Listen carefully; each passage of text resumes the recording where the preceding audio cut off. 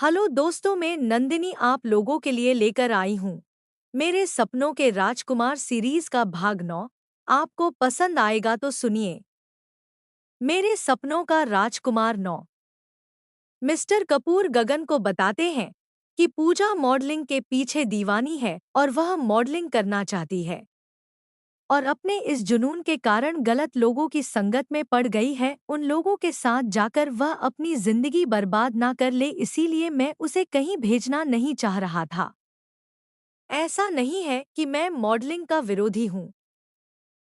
मेरे बड़े बड़े लोगों से कांटेक्ट है और मैं पूजा को उनसे मिलवाकर उसका करियर अच्छे से बनाना चाहता था, मगर जिद्दी तो वह शुरू से ही रही है। उसका कहना था मैं कुछ भी करूंगी तो अपने दम पर, आपके कांटेक्ट से नहीं। और जब मुझे मेरी काबिलियत से ऑफर मिल रहा है तो आप क्यों रोड़े अटका रहे हो। और वह उन लोगों के साथ जाने की तैयारी कर रही थी।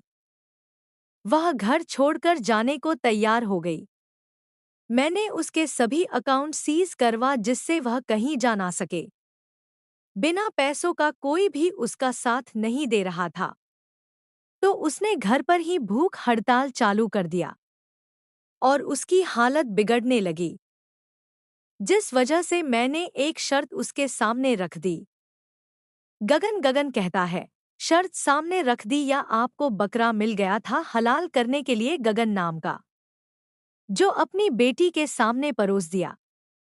मिस्टर कपूर कहते हैं, मेरी पूरी बात तो सुनो। उसके बाद मैंने पूजा के सामने शर्त रख दी कि तुम्हें मेरी पसंद के लड़के से शादी करना पड़ेगा तो मैं मॉडलिंग के लिए उसे भेज दूंगा। गगन कहता है मगर इसमें क्या बात हुई, आपने उसे कह दिया कि शादी कर लेना, मॉडलिंग के लिए भेज दूंगा और उसने शादी कर ली। अब वह आपके सामने जाने की जिद तो करेगी ही ना। एमआर कपूर कहते हैं, नहीं यही तो मेरी चाल थी। मैंने उससे एक कॉन्ट्रैक्ट करवाया है जिससे वह खुद अपनी शादी 3 महीने से पहले तोड़ नहीं सकती। उसे यह शादी निभानी ही पड़ेगी कम से कम 3 महीने के लिए। और अगर पूजा ने अपनी मर्जी से तुम्हें छोड़ दिया तो फिर मॉडलिंग को भूल जाओ। गगन कहता है, 3 महीने क्या, मैं उस लड़की को।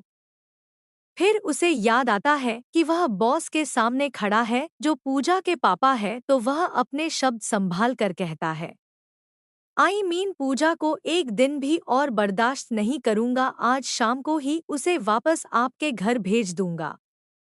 मिस्टर कपूर कहते हैं, ऐसी गलती मत करना बेटा, मेरा काम बिगड़ जाएगा। गगन कहता है, कैसे। मिस्टर कपूर कहता है, मेरी यह शर्त सुनकर पूजा ने भी यह शर्त रख दी थी कि मैं तो उस लड़के के साथ रहना चाहूंगी, पर वह खुद ही मुझे छोड़ देगा तो मैं मॉडलिंग के लिए आज़ाद होंगी ना।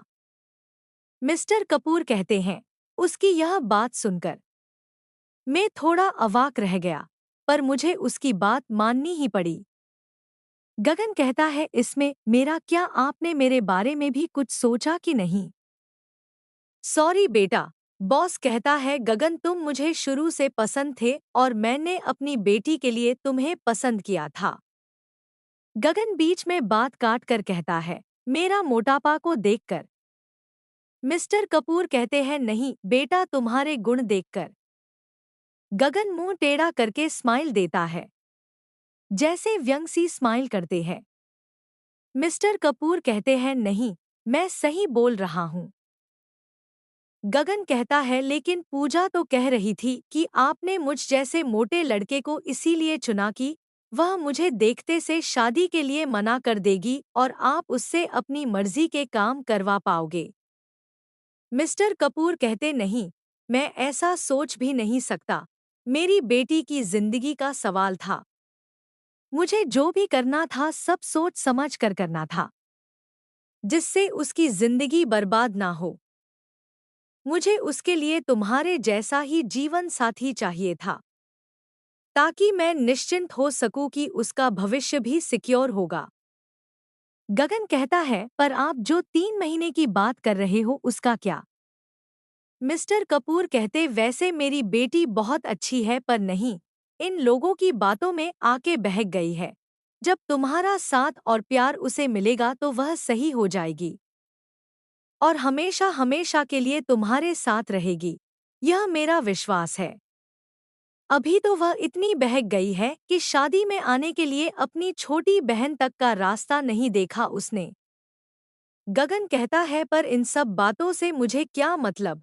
मैं क्यों झेलूं आपकी बेटी को या क्यों सुधारूं उसे? मैंने बिगड़े लोगों को सुधारने का ठेका नहीं ले रखा है। गगन यूं गुस्से में चिल्लाता रहता है और इधर मिस्टर कपूर को घबराहट चालू हो जाती है और वह अपने सीने पर हाथ रख लेते हैं। क्रमशः